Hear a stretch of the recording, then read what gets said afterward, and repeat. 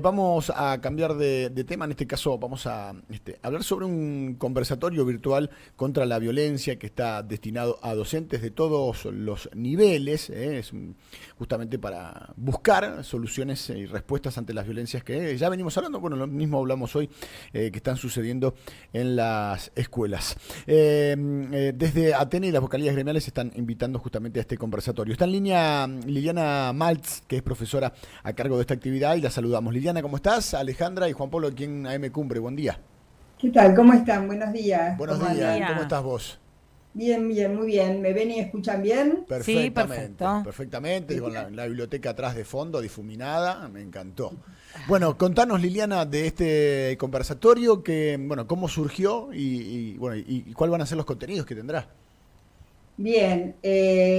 Surgió a partir de una propuesta que me hizo ATEN. Con ATEN venimos trabajando muchas veces en otras circunstancias, pero siempre atravesando situaciones complejas, como en su momento fueron las denuncias injustas a docentes, así que tenemos como entrenamiento en ir atravesando y dando respuesta a situaciones que a veces atraviesan a las escuelas y uno no sabe cómo leer o cómo pensar. Así que vino esta propuesta que tomé el guante enseguida y fundamentalmente valoro el crear espacios para poder pensar colectivamente con otros, con otros docentes respecto de esto que está pasando, ¿no? Fundamentalmente la idea es, y por eso el título del conversatorio, cuidar la escuela, a nuestros adolescentes y a la comunidad educativa, una tarea urgente y prioritaria, ¿no? Poner en el centro, no es casual ni fue ingenuo el verbo cuidar, cuidarnos para poder cuidar.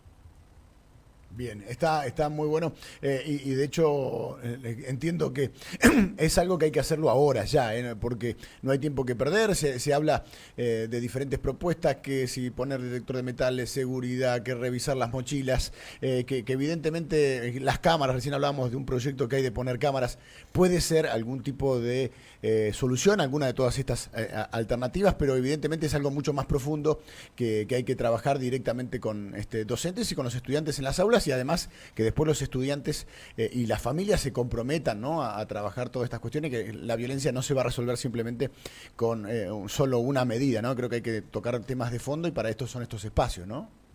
Tal cual, y esto que vos decís es muy importante. Si yo pienso que justamente una de las ideas de este espacio y de este conversatorio es pensar cómo pensamos esta problemática. Si yo pienso que se centra en la transgresión de adolescentes impactados por los discursos en las redes, entonces pongo todas las fichas en lo punitivo, en el control, en mochilas transparentes, en los protocolos, con la fantasía que con eso lo resuelvo, estamos en problemas, ¿no? Si pienso que la responsabilidad es exclusiva de la familia, si le tiro todo el paquete a la familia, si la escuela no tiene nada que ver, estamos en problemas. Entonces, justamente la propuesta y la idea es pensar esta problemática en toda su complejidad, con todas las variables en juego, y también pensar en ese punto que sí es responsabilidad de la escuela y que la excede, ¿no? Me parece que también estas son cuestiones importantes, pero comparto lo que vos decís,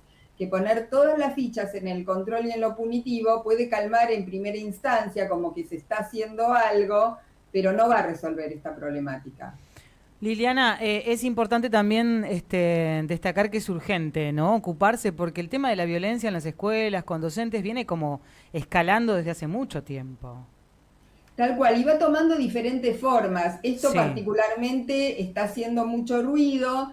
También es cierto que hay medios que lo tratan como ustedes, con seriedad y con responsabilidad, y otros que aprovechan esta situación como, casi te diría, como una crónica policial, regodeándose de esto y generando todavía más miedo, más desconfianza, ¿no? Más temor, y casi siendo funcional a esta propuesta de la reforma de la ley de educación que quiere promover la escuela en casa y que las chicas y los chicos dejen de ir a las escuelas. Entonces tenemos que ser muy cuidadosos cómo abordamos esto, y sí comparto lo que vos decís, que urge hacerlo con urgencia, ¿no? Como no podemos esperar, tampoco podemos esperar una sola solución mágica. pero sí, a veces la urgencia impide el poder pensar. Y creo que es justamente en la urgencia donde necesitamos armar espacios para poder pensar. Totalmente, totalmente. Estaba pensando, bueno, justo lo que decías vos de algunos que pretenden dejar las aulas para hacer esto en vía virtual. Se me venía la pandemia y que no fueron los mejores resultados viendo lo virtual. Y también pensaba que prácticamente toda esa generación del 2021 ya terminó la secundaria, ¿no? Casi ya deben ser muy pocos los chicos que tuvieron que hacerlo con esta modalidad.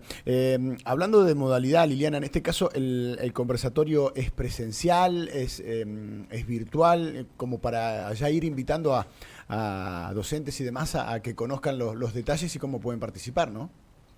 El conversatorio es virtual, de hecho yo estoy en Buenos Aires. Ah, bien. Y están invitadas toda la docencia neuquina de todos los niveles. El único requisito, de alguna manera, es que trabajen en la provincia de Neuquén. Sí hay un enlace de inscripción previa que está en la página tanto de Instagram como de Facebook de Aten, y también lo compartí. Se tienen que inscribir previamente, pero es un conversatorio virtual y gratuito. O sea que nos parece una oportunidad y una posibilidad más que interesante, que seguramente no va a agotar ni va a dar respuesta a todas las inquietudes, pero por lo menos es el inicio de la posibilidad de poder pensar y que esto se replique después en las instituciones, ¿no? O sea, creo que también es importante cruzar el contexto de época que estamos viviendo con las situaciones particulares de cada comunidad, que son diferentes, no podemos trabajar con enlatados, ¿no? Entonces, está bueno que podamos pensar algunas variables generales para que después en cada comunidad, en función de sus propias características, puedan repensar alternativas para dar respuesta a esta problemática. Tal cual, sí, sí, de hecho, seguramente, porque hay mucho de esto, como por ejemplo estos escritos en los baños, que es una de las cosas que más has disparado, tiroteo tal fecha, que algunos, en algún caso, por suerte, los mínimos se terminó concretando, pero en general después, como adolescente, muchos lo verán como una picardía y ya lo copian y cualquiera por hacerse chistoso. Va a haber de todo un poco. A lo que voy es que esto se ha viralizado, y que no se ha viralizado solo en el país, sino que el país lo toma de experiencias que se han dado en otras partes del mundo, así que me imagino que también tendrán experiencias y formas de solucionarlo distintas. Esto ya se debe haber abordado en otras partes del mundo, ¿no? Y me imagino que habrá que tomar eso y analizarlo, obviamente en la coyuntura y en el contexto de aquí, pero bueno, sirve por lo menos como parte de cómo se ha resuelto en otra parte, ¿no? Seguramente. O tratado, va.